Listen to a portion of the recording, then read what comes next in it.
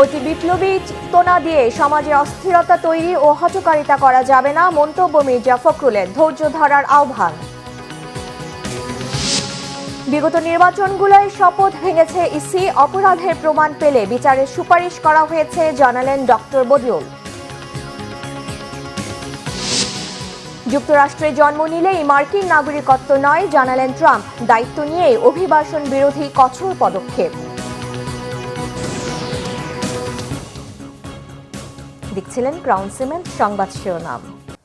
BNP মহাসচিব মির্জা ফখরুল ইসলাম আলমগীর বলেছেন, অতি বিপ্লবী চিন্তা ভাবনা নিয়ে সমাজে অস্থিরতা নৈরাজ্য সৃষ্টি করা যাবে না, কোনো হঠকারিতা করাও ঠিক হবে না। তিনি অভিযোগ করেন, দেশকে একটি জঞ্জালে পরিণত করেছিল ফ্যাসিস্ট সরকার, আর এখন নানা দাবিতে বিশৃঙ্খলা সৃষ্টির পায়তারা চলছে।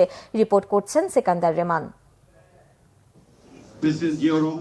শহীদ রাষ্ট্রপতি জিয়াউর রহমানের ৮৯তম জন্মবার্ষিকী ও জিয়া স্মৃতি পাঠাগারের ১২তম প্রতিষ্ঠা বার্ষিকী উপলক্ষে জাতীয় প্রেস ক্লাবে গ্রন্থ আড্ডার আয়োজন করা হয়।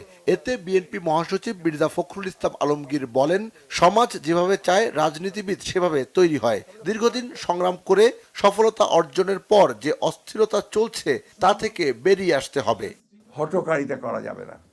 অতি বিপ্লবী কোনো চিন্তা ভাবনা নিয়ে সমাজে আরো অস্থিরতা বা একটা চরম একটা পরিস্থিতি সৃষ্টি করাটা বোধহয় সঠিক হবে না।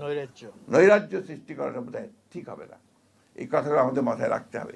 ওই চে গুয়েভারার কথা উনি বললেন, অর্থাৎ এই মুহূর্তে আমি সব পাল্টে দেব, এই মুহূর্তে আমি দখল করব, এই মুহূর্তে আমি সব অন্যায় পরিয়ে দেব। এটা হয় না। You have to go step by step. একটা প্রতি ধীরে ধীরে যেতে হয়, যেতে গেলে কিছুটা পারা যায়, তাও সবকিছু যে সুনিশ্চিত হবে তা নয়। বিএনপি মহাসচিব বলেন, সম্ভাবনা তৈরি হয়েছে, সংস্কার প্রস্তাব আসছে, সবাই মিলে ঐক্যমতের ভিত্তিতে সংস্কার হবে। ন্যূনতম সংস্কার করে একটি নির্বাচনের কথাও বলেন তিনি। তো একটা কথা আবার আমি বলি, আমাকে অনেকে ভুল বোঝে যে আপনি তো নির্বাচন করেন কেন। হ্যাঁ, আমাকে বিশেষ করে ছাত্ররা তো বলেই, এখানে নির্বাচন বলার কারণটা হচ্ছে একটাই, হচ্ছে যে আমরা বিশ্বাস করি, আমি জানি না আমার এই বিশ্বাস ভুল কিনা, যে কোনো নির্বাচিত সরকার কিন্তু একটা অনির্বাচিত সরকারের চেয়ে ভালো। আমার এক্সেস থাকে, আমি যেতে পারি, কথা বলতে পারি, এখন আমার সেই জায়গাটা নেই। বিএনপি মহাসচিব আশা করেন, প্রধান উপদেষ্টা সবার সঙ্গে আলোচনা করে ইতিবাচক সিদ্ধান্ত নেবেন। ফ্যাসিবাদ মুক্ত রাষ্ট্র গড়তে সবাইকে ঐক্যবদ্ধ থাকার উপর জোর দেন তিনি। সিকান্দার রেমান, বাংলাভিশন, ঢাকা। সত্যিকার আড্ডাই হবে। নির্বাচন ব্যবস্থার সংস্কার কমিশনের প্রধান ডক্টর বদিউল আলম মজুমদার বলেছেন, জুলাই আগস্ট অভ্যুত্থানে যারা নাগরিকদের খুন করেছে, মানবাধিকার লঙ্ঘন করেছে, দেশের মানুষ চায় না তারা ক্ষমতায় আসুক। রাজধানীতে এক অনুষ্ঠানে এমন তথ্য জানিয়ে বদিউল আলম মজুমদার আরও জানান, গেল ৩ নির্বাচন কমিশন দায়িত্ব পালনে ব্যর্থ হয়েছে, শপথ ভঙ্গ করেছে। তদন্ত করে অপরাধের প্রমাণ পাওয়া গেলে তাদের বিচার করার সুপারিশ করা হয়েছে। আরও জানাচ্ছেন দীপন দেওয়ান। নির্বাচন ব্যবস্থা সংস্কারে দেয়া প্রস্তাব ও তা বাস্তবায়নে সরকার ও নির্বাচন কমিশনের করণীয় নিয়ে আলোচনার আয়োজন করে নির্বাচন কমিশনের সাংবাদিকদের সংগঠন RFED। অনুষ্ঠানে প্রধান আলোচক নির্বাচন ব্যবস্থা সংস্কার কমিশনের প্রধান বদিউল আলম মজুমদার। মুক্ত আলোচনায় বিভিন্ন প্রশ্নের জবাবে তিনি বলেন, কোনো অসৎ উদ্দেশ্যে নয়, নির্বাচন অঙ্গনকে দুর্নীতিমুক্ত করতেই নির্বাচন ব্যবস্থার সংস্কার প্রস্তাব করা হয়েছে। যে গত 3টা নির্বাচন কমিশন তাদের সাংবিধানিক দায়িত্ব পালনে তারা ব্যর্থ হয়েছে এবং একই সাথে তারা শপথ করেছে এবং শপথ ভঙ্গ করেছে। তো এই জন্য আমরা বলেছি একটা কমিশন গঠন করা। কমিশন গঠন করে কমিশন তারা তদন্ত করে বের করবে, তারা কোনো অপরাধ করে থাকলে তাদেরকে যারা বিচারের আওতায় আনায়। তো আমরা কোনো সুস্পষ্ট অপরাধের কথা বলিনি, আমরা একটা কমিশন গঠন করে নিরপেক্ষ তদন্ত এবং নিরপেক্ষ তদন্তের কথা আমরা বলেছি। তিনি আরো বলেন, যারা অপরাধ করে শাস্তি পেয়েছে তাদের নির্বাচনী ব্যবস্থা থেকে দূরে রাখার সুপারিশ করা হয়েছে। সরকার সেটি গ্রহণ করবে বলে আশা তার। ফেরারি আসামি যারা আমাদের নির্বাচনী ব্যবস্থাকে ভেঙে ফেলার ব্যাপারে ভয়াবহ ভূমিকা পালন করেছে, তারা যেন নির্বাচনী অঙ্গন থেকে বিচারিত হয়, এটা আমরা চেষ্টা করেছি। নির্বাচন ব্যবস্থাটা একটা শক্ত ভিত্তির উপর দাঁড়াবে এবং এর মাধ্যমে যদি আমরা তো আশা করি যে এর মাধ্যমে পুনরাবৃত্তি না হওয়ারই সম্ভাবনা। এক প্রশ্নের জবাবে বদিউল আলম মজুমদার জানান, কোনো রাজনৈতিক দল নির্বাচনে অংশ নেবে কিনা সেটি দেখার বিষয় নির্বাচন কমিশনের।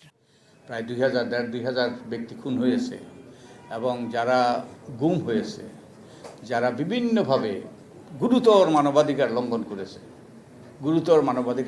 আমরা কি চাই তারা আবার এসে আমাদের রাষ্ট্র পরিচালনা করুক? আমি তো মনে করি অধিকাংশ জনগণে চায় না। তো এখন আমরা প্রস্তাব করেছি, কারণ অধিকাংশ জনগণে চায় না। সিদ্ধান্ত কারা অংশগ্রহণ করবে, অংশগ্রহণ করতে পারবে, এটা চূড়ান্ত সিদ্ধান্ত নির্বাচন কমিশনের, আমাদের এখতিয়ারের বাইরে। ভবিষ্যতে তত্ত্বাবধায়ক সরকারের অধীনে 4 মাসের মধ্যে স্থানীয় ও সংসদ নির্বাচন আয়োজন করা সম্ভব বলেও আশাবাদ ব্যক্ত করেন বদিউল আলম মজুমদার। গণতান্ত্রিক ব্যবস্থাটাও কার্যকর করার পথ সুগম হবে। দীপন দেওয়ান, বাংলা ভিশন, ঢাকা। নিম্নবিত্ত মানুষের জন্য ট্রাকে করে কম দামে পণ্য বিক্রির ওএমএস কার্যক্রম আপাতত বন্ধ থাকবে বলে জানিয়েছেন অর্থ উপদেষ্টা ডক্টর সালেউদ্দিন আহমেদ। মঙ্গলবার সচিবালয়ে ক্রয় সংক্রান্ত উপদেষ্টা কমিটির বৈঠক শেষে এ তথ্য জানান তিনি। ডক্টর সালেউদ্দিন জানান, কম মূল্যে কৃষি পণ্য বিক্রির বিশেষ ওএমএস সুবিধাভোগী ছিল প্রায় 8 লাখ মানুষ। এই কার্যক্রমের মেয়াদ ডিসেম্বরে শেষ হয়েছে। এক প্রশ্নের জবাবে অর্থ উপদেষ্টা জানান, সরবরাহ জটিলতায় চালের দাম কিছুটা বাড়লেও এখন সহনীয় পর্যায়ে রয়েছে। বাজারে ইউরিয়া সারের যেন কোনো সংকট তৈরি না হয় সেজন্য আমদানি অব্যাহত রাখার আশ্বাস দেন তিনি। ভ্যাট ট্যাক্স বাড়ানো হলেও সার্বিকভাবে বাজারে তেমন কোনো প্রভাব পড়েনি বলে দাবি করেন অর্থ উপদেষ্টা। আপাতত ডিসেম্বরে আমরা এটা স্থগিত করলাম, বাজারে মোটামুটি ব্যবসা এসছে, অথবা এটাও একটা নিবে। আর ভবিষ্যতে যদি কোনো আবার ইমার্জেন্সি রেজ করে তখন পুলিশের সাবেক মহাপরিদর্শক বেনজির আহমেদের মালিকানাধীন Savanna eco resort and natural পার্কে অভিযান চালাচ্ছে জাতীয় রাজস্ব বোর্ডের সেন্ট্রাল ইন্টেলিজেন্স সেলের পরিচালক মোহাম্মদ তারিক ইকবাল ও ওয়াকিল আহমেদের নেতৃত্বে 15 সদস্যের টিম সকাল 11:30 থেকে অভিযান পরিচালনা করছে। গোপালগঞ্জ সদর উপজেলার বৈরাগীটোল গ্রামে 621 বিঘা জমির উপর নির্মিত Savanna eco resort and natural পার্কের বিনিয়োগের নথি, আয় ব্যয়ের হিসাবপত্র ও কম্পিউটারের হার্ড ডিস্ক সহ যাবতীয় তথ্য উপাত্ত যাচাই করবে সিআইসি টিম। গত 8 May Savanna eco resort and natural পার্কের মাছ গভীর রাতে চুরির সময় 600 কেজি জব্দ করা হয়। এরপরই আদালতের নির্দেশনায় বেনজিরে জব্দ করা সম্পত্তির রিসিভার নিয়োগ করা হয়।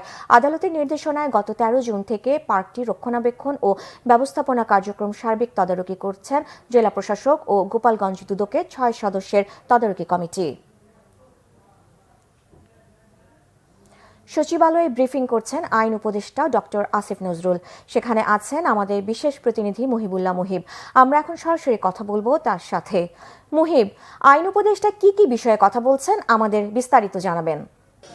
ধন্যবাদ সাবরিনা। আমি এই মুহূর্তে রয়েছি আইন মন্ত্রণালয়ে। আপনি নিশ্চয়ই জানেন যে বেশ কিছুদিন পরে বিশেষ করে সচিবালয়ে গণমাধ্যম কর্মীদের সঙ্গে কথা বলেছেন আইন উপদেষ্টা ডক্টর আসিফ নজরুল। তিনি মূলত প্রথমেই যেটি বলেছেন যে 5 আগস্টে বিশেষ করে স্বৈরাচার সরকার শেখ হাসিনার পতনের পর বিশেষ করে গত 15 বছরে বিরোধী রাজনৈতিক নেতাকর্মীদের বিরুদ্ধে যেই সব মামলা করা হয়েছিল, গায়েবী মামলা অর্থাৎ বিস্ফোরক আইনে মামলা এবং পুলিশের উপরে হামলার মামলা, এই ধরনের মামলা যা করা হয়েছিল, সেই মামলাগুলো তাৎক্ষণিক তারা প্রত্যাহার করতে পারেনি। এর কারণ হচ্ছে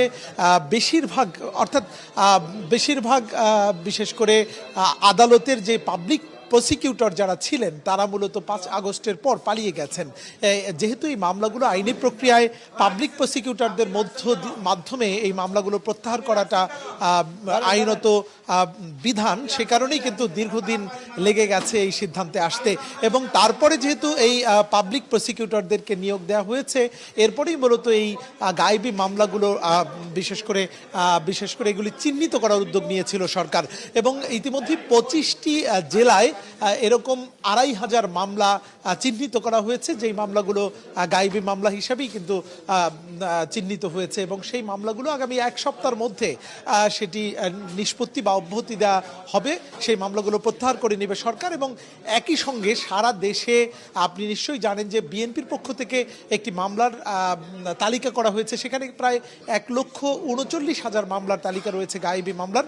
সেই মামলাগুলো মূলত চিহ্নিত করে এই মামলাগুলো আস্তে আস্তে সেগুলো প্রত্যাহারের উদ্যোগ নেওয়া হবে বলে জানিয়েছেন ডক্টর আসিফ নজরুল। একই সঙ্গে তিনি জানিয়েছেন যে সরকারের পক্ষ থেকে চেষ্টা করা হবে আগামী ফেব্রুয়ারির মধ্যেই যাতে এই মামলাগুলো প্রত্যাহার করা যায়। একই সঙ্গে ডিজিটাল সিকিউরিটি আইনে যেসব মামলা ছিল সেই মামলাগুলোও কিন্তু প্রত্যাহারের সিদ্ধান্ত নেওয়া হয়েছে এবং তিনি জানিয়েছেন যে 113টি মামলা ইতিমধ্যেই প্রত্যাহার হয়েছে, বাকিগুলো এই মামলা প্রত্যাহার করা হবে। এবং তিনি প্রত্যাশা করছেন বর্তমান প্রধান বিচারপতি যিনি রয়েছেন তার মাধ্যমে বিচার বিভাগ তার সঠিক পথেই এগিয়ে যাবে। এবং একই সঙ্গে তিনি আরেকটি বিষয় বলেছেন যে শেখ হাসিনাকে ভারত থেকে বাংলাদেশে ফিরিয়ে আনার জন্য ইতিমধ্যেই চিঠি দিয়েছে সরকার। সেই চিঠির সাড়া না দিলে মূলত এটি একটি যে প্রত্যর্পণ চুক্তি রয়েছে সেই চুক্তির সুস্পষ্ট লঙ্ঘন করবে ভারত এবং এই লঙ্ঘনের ব্যাপারে বিশ্ব জনমত গড়ে তোলার জন্য কাজ করবে অন্তর্বর্তীকালীন সরকার। এরকম আরও বেশ কিছু গুরুত্বপূর্ণ সিদ্ধান্তের কথা জানিয়েছে আইন মন্ত্রণালয়। তা আমরা রয়েছি গণমাধ্যম কর্মীরা, আবারও গুরুত্বপূর্ণ তথ্য থাকলে আপনাকে জানিয়ে দেব। সাবরিনা। ধন্যবাদ মুহিব। রাজধানীর মিরপুর 12 নম্বরে ঝিল পাড়ে 7 একর জায়গা দখল করে গড়ে ওঠা বস্তি উচ্ছেদে অভিযান চালাচ্ছে জাতীয় গৃহায়ন কর্তৃপক্ষ।